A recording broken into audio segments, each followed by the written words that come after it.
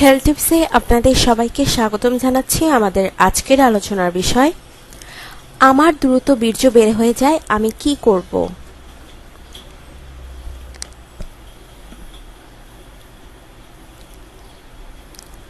কোনো ছেলের যদি সেক্স করার সময় 10 মিনিটের মাথায় বীর্যপাত হয়, সেটি সম্পূর্ণ স্বাভাবিক। একে দ্রুত বীর্যপাত বলা যাবে না, এমনকি 6 থেকে 7 মিনিটও স্বাভাবিক বলা হয়।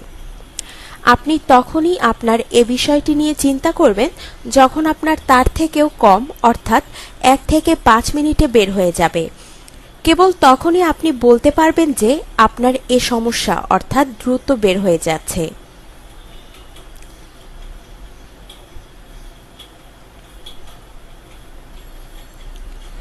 চিন্তার কোনো কারণ নেই। মূল আলোচনার আগে আরেকটি প্রচলিত ধারণার কথা বলা যাক। অনেক মানুষই আছেন যারা মনে করেন তার অধিকাংশ সমস্যার কারণ মাস্টারবেশন। এই কথাটি বলার কারণ খুবই সরল। এখানে একটি থিওরি আছে, বোঝানোর চেষ্টা করছি।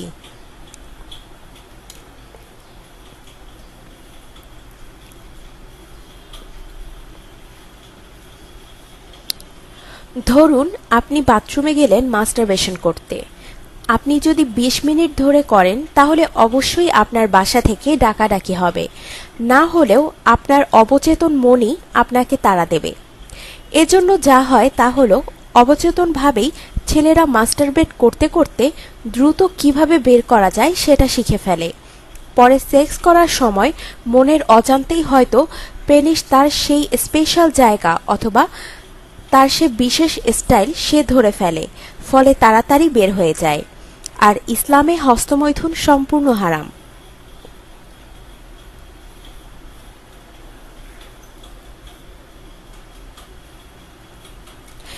এখন যাদের আসলেই দ্রুত বের হয়ে যায় তারা কি করবেন? কারণ অবশ্যই আপনার ওয়াইফ আপনার পেনিস মুখে নিল আর আপনার বের হয়ে গেল কিছু করার আগেই, অথবা ধরলো আপনার পেনিস সাথে সাথে বের হয়ে গেল, অথবা আপনার পার্টনার হয়তো উত্তেজক কিছু করলো আপনার সাথে, তখনই বের হয়ে গেল। এগুলো হলো সমস্যা। সলিউশনে যাই এবার আমরা।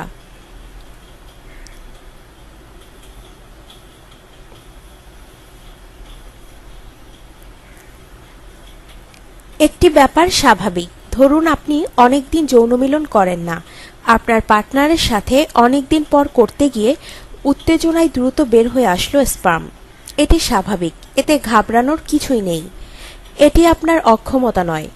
এবার আসুন দেখি যাদের দ্রুত বের হয়ে যায় তারা কি কি করতে পারেন।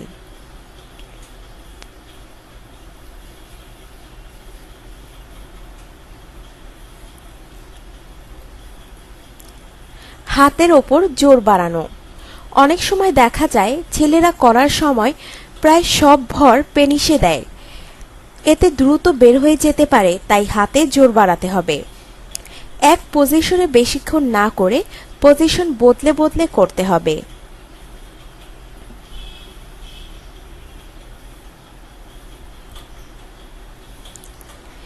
একটি অন্যরকম পদ্ধতি হলো একবার বের করে দেয়া। আপনি আপনার স্পার্ম পার্টনারকে দেখিয়ে তার গায়ে অথবা অন্য কোথাও সেক্সের আগেই বের করুন একবার, সে হর্নি হবে দেখে। এবার পেনিসটা ভালো মতো পানি দিয়ে ধুয়ে নিন।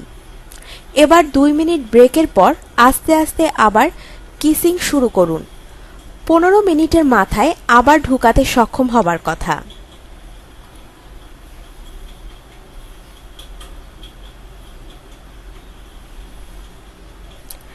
ঢোকানো অবস্থায় যদি আপনার মনে হয় যে এখনই বের হয়ে আসছে, তখন আর সোজা ধাক্কা না দিয়ে ঘোরানো শুরু করুন। হাত দিয়ে পেনিস ধরবেন না। একটি অভ্যাস প্র্যাকটিস করুন বাসায়। নিজের পেনিসকে উত্তেজিত করে বের হওয়ার ঠিক আগ মুহূর্ত পর্যন্ত নিয়ে যান।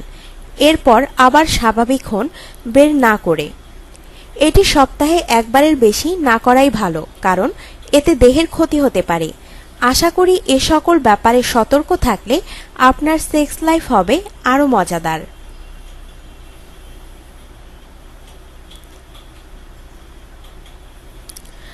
আর এই খাবারগুলো খেতে পারেন: কাঠবাদাম 3 থেকে 4টি, ছোট চম্পা কলা 1টি, গাভীর দুধ আধা কাপ, আঙুর 3 থেকে 5টি, না পেলে রসুনের কোয়া ছোটগুলো কাঁচা 3 থেকে 5টি। তবে দুধ এবং আঙুর বা রসুন খাওয়ার মধ্যে কমপক্ষে 4 থেকে 5 ঘন্টা ব্যবধান থাকতে হবে, না হলে শরীরের রক্তের ক্ষতি করে।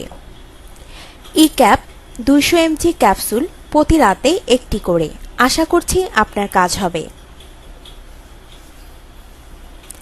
আপনার জীবনকে আনন্দময় করে তুলতে এবং বিভিন্ন স্বাস্থ্য টিপস ও পরামর্শ পেতে আমাদের চ্যানেল সাবস্ক্রাইব, লাইক ও শেয়ার করবেন। ধন্যবাদ।